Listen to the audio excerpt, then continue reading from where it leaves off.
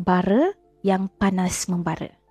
Nama aku Awi, bukan nama sebenar. Hari ni aku nak kongsikan kisah percintaan aku dengan seorang gadis dari Pantai Timur yang aku namakan Wati, pun bukan nama sebenar juga, yang berlaku pada tahun 2010. Kisahnya bermula, aku merupakan pelajar business studies dan dia pula ambil jurusan account di sebuah kolej swasta di Pahang. Walaupun kami sebaya, tapi aku ni lambat sambung pelajaran berbanding dia. So, kiranya dia jadi senior akulah. Pertemuan kami bermula lepas aku dengan tak sengaja melihat dia dengan rakannya lepas habis kelas. Mata kami saling bertentangan dengan agak lama sehingga ditegur oleh rakan-rakannya. Dan bermulalah dengan kami cuba untuk mengenali antara satu sama lain.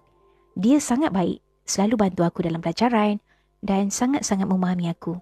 Pernah sekali masa aku datang kolej dengan menaiki bas untuk mulakan semester baru dan aku singgah di sebuah masjid untuk salat subuh. Tiba-tiba masa tu beg aku kena curi. Habis semua barang-barang keperluan aku dicuri dan selang beberapa hari tu dia sanggup datang untuk beli dan gantikan antara barangan aku yang hilang tu lah. So memang aku happy dan rasa sangat beruntung sebab ada kekasih yang memahami. Selesai habis diploma, dia kemudiannya sambung pelajaran ke IPTA di Selatan. Okey, untuk makluman semua, aku berasal dari selatan tanah air. So, gembira tau. Sebab aku tahu dia akan sambung pelajaran di tempat kelahiran aku. Walau macam mana pun, masa yang sama, aku pula dapat tawaran untuk sambung ijazah di sebuah IPTA di utara tanah air. Berat hati aku nak tinggalkan dia. Tapi aku tetap gembira sebab aku akan dapat jumpa dengan dia pada cuti semester. Hubungan kami terjalin hampir 5 tahun dan aku telah memperkenalkan dia pada keluarga aku dan mereka suka dengan Wati. Kami pernah janji untuk berkahwin dan hidup bersama. Walau bagaimanapun, dia tak pernah cerita tentang diri aku kepada keluarga dia. Aku kira mungkin dia belum bersedia dan aku faham. Pulang je dari cuti semester, aku selalu keluar dengan dia untuk pergi dating. Ada kalanya dia akan buat assignment dia sambil teman aku tengok bola. Tim kegemaran aku adalah Liverpool. Selepas dia selesai menamatkan pelajaran di Selatan, akhirnya dia pulang ke Pantai Timur dan dia dapat kerja di sebuah syarikat insurans terkenal. Manakala aku pula pulang ke Selatan untuk menghabiskan masa sebagai pelajar praktikal di sini. Menjauh lagi kami.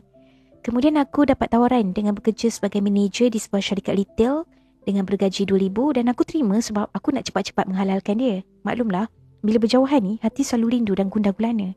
Tahulah kan, percintaan jarak jauh ni kadang-kadang rindu sangat dan rasa macam suka untuk berhubung disebabkan kekangan masa masing-masing.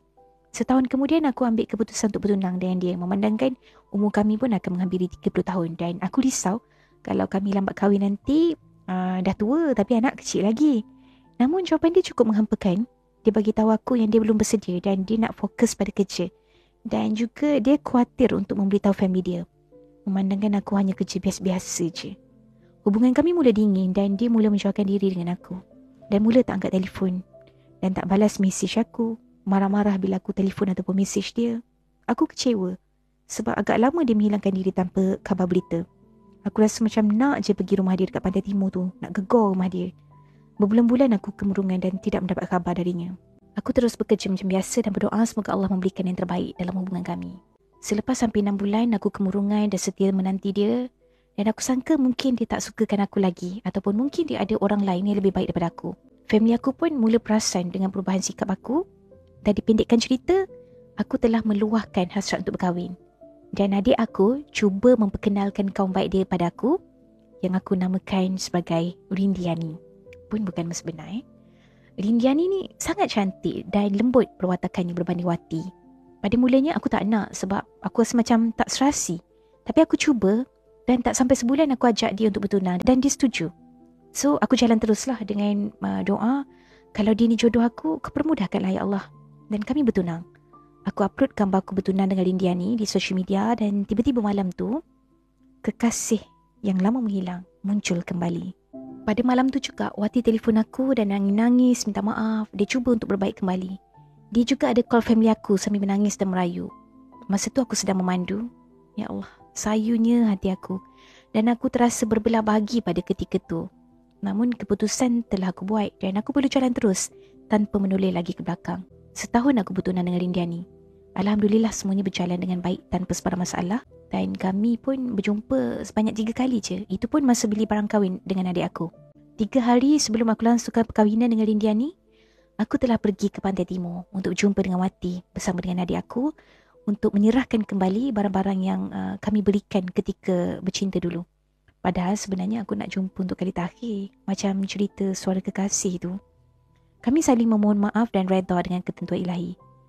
Kami tak dapat menahan air mata di saat berpisah dan menangis bersama sambil ditenangkan oleh adik perempuan aku, dan suasana malam tersebut hanya ditemani tiupan angin bayu malam dan pukulan ombak yang menghentam pantai di Pantai Timur. Sekarang kami dah berjaya dah dalam hidup masing-masing dan dia pun telah naik pangkat ke jawatan yang lebih besar. Manakala aku, alhamdulillah, dikurniakan 2 orang cahaya mata, dan selepas itu aku masuk training selama 9 bulan dan menjadi seorang pegawai penguatkuasa undang-undang. Dan aku bahagia bersama dengan isteriku. Dan dia pula masih lagi tidak berkahwin dan umur kami pun sekarang dah 30 lebih dah.